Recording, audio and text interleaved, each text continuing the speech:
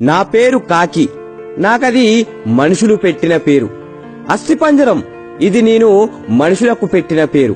ఎందుకో ఈ కథ చివరిలో మీకే అర్థమవుతుంది. నాకు 4 పిల్లలు. అందులో 2 నా పక్క చెట్టు మీద ఉండే కోయిలవి. కోయిలకు గుడ్డు పెట్టడం మాత్రమే తెలుసు, పిల్లలుగా మార్చడం తెలీదు.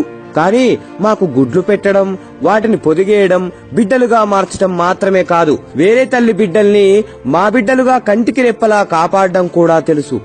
ఆ రోజు ఆదివారం, జోరున వాన, బంగాళాఖాతంలో వాయుగుండమంట. ఎవరో 2 చెట్టు కింద మాట్లాడుకుంటుంటే విన్నాను. పిల్లలేమో ఆకలి అంటున్నాయి. కర్మ కాకపోతే ఈ రోజే చెత్తకుండిలో డ్రైనేజ్లో ఏమీ దొరకని పరిస్థితి. ఒక పక్క పిల్లల్ని చూస్తుంటే కడుపు తరుక్కుపోతుంది.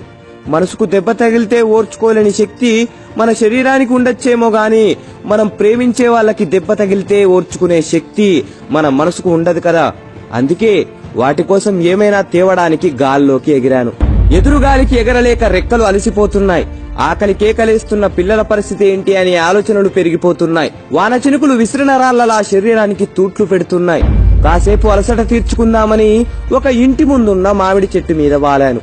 సరిగ్గా సమయం మధ్యాహ్నం 12:45. నా అదృష్టం కొద్దీ అప్పుడే ఆ ఇంట్లో భోజనానికి కూర్చున్నారు. వాళ్ళు తినేదాకా ఉంటే కనీసం 4 మెతుకులైనా చేతులు కడిగేసిన కంచాల్లో దొరక్కపోవా అని నా ఆశ.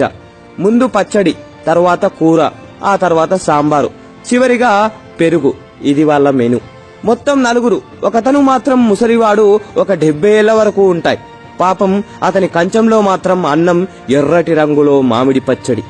అమ్మా, తాతయ్య కూరేయొచ్చుగా అని పెద్దాయన పక్కనున్న చిన్నపిల్లాడు అన్నాడు.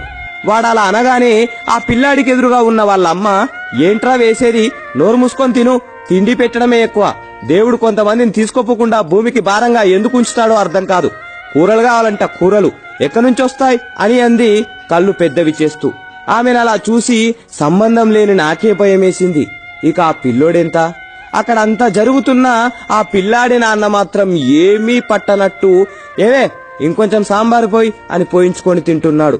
వాడు అచ్చం బురదలో పడుకునే పందికి ముందు 2 కాళ్ళు తీసేసి చేతులు పెడితే ఎలా ఉంటాడో సరిగ్గా అలానే ఉన్నాడు. పాపం వాడి ముఖాన్ని వాడు రోజు అద్దంలో ఎలా చూసుకుంటున్నాడో. పాపం మా పెద్దాయనకు అన్నం కలుపుకోవడానికి కూడా చేతుల్లో బలం లేదు.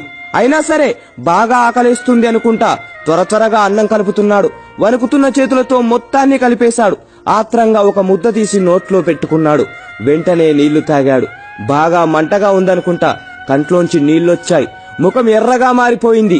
ఎదురుగా ఉన్న నెయ్యి వైపు చూశాడు, కానీ అడగడానికి ధైర్యం చాలట్లేదనుకుంటా అలాగే ఉండిపోయాడు.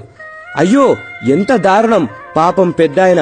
వాళ్ళు తినడం అయిపోయింది. అందరూ లేచారు. ఆ పెద్దాయన కూడా చెంబులో నీళ్లు మొత్తం తాగేసి లేచి బయటకు వచ్చి చుట్టూ చూశాడు. అప్పుడు ఆయనకు నేను కనబడ్డాను. నా దగ్గరికి వచ్చి నా ముందు ఆ అన్నం పడేశాడు. ఒక్క క్షణం నా కంట్లో నీళ్లు తిరిగాయి. పెద్దాయనా, నీ ఆకలి తీరకపోయినా నా ఆకలి తీరుస్తున్నావు.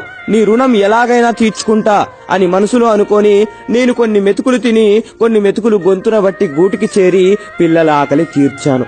సరిగ్గా 26 రోజుల తర్వాత అనుకుంటా, ఎప్పటిలాగే వేట కోసం ఏటి మీదుగా వెళ్తున్నా ఏటి ఒడ్డున ఎవరికో పిండం పెడుతున్నారు. కాసంత తినడానికి ఏమైనా దొరక్కపోదా అని అక్కడ వాలాను. ఎదురుగా ఉన్న ఫోటోను చూసి ఆశ్చర్యపోయాను. అది నా పిల్లలు ఆకలితో ఉన్నప్పుడు అన్నం పెట్టిన పెద్దాయనది. ఒక్క క్షణం గుండె బరువెక్కింది. విచారంతో రెక్కలు దిగజారిపోయాయి. అయ్యా, పిండం పెట్టి కాకుల్ని పిలవండి, మీ నాన్నగారు వాటి రూపంలో వచ్చి తింటారు అని పూజారి గారు చెప్పారు.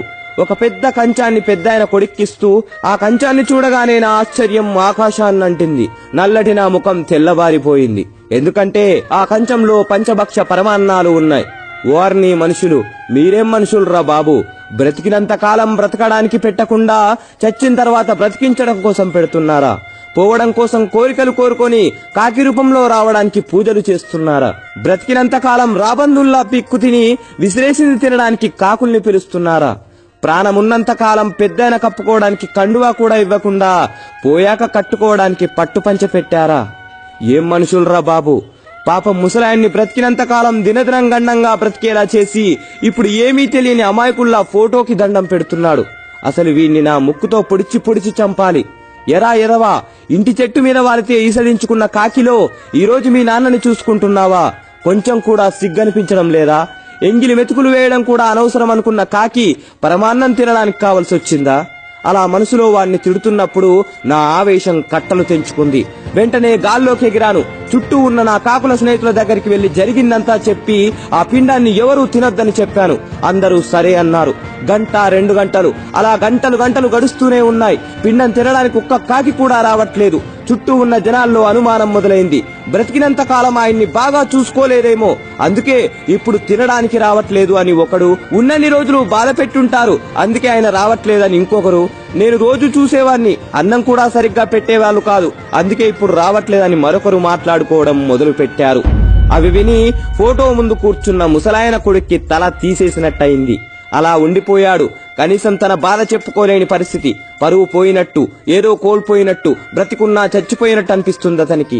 నా బిడ్డల ఆకలి తీర్చినందుకు ఆ పెద్దాయన రుణం ఇలా తీర్చుకున్నాను. ఈ రోజు ఒక మంచి పని చేశా అనిపించి గర్వంగా గాల్లోకి ఎగిరాను. మనిషి వింటున్నావా?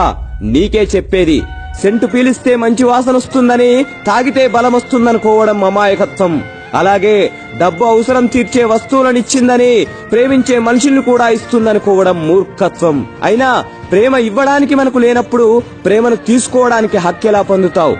ఒక మనిషి గొప్పతనాన్ని అతను చేసిన పనులను బట్టో మంచిని బట్టో కాకుండా అతనుకున్న డబ్బును బట్టి నిర్ణయించే సమాజంలో బతుకుతున్నావు మనిషి. త్వరగా బయటపడు. చివరి మాట, కొన్ని కాకులు శరీరం నలుపవచ్చు కానీ మనసు మాత్రం తెలుపు.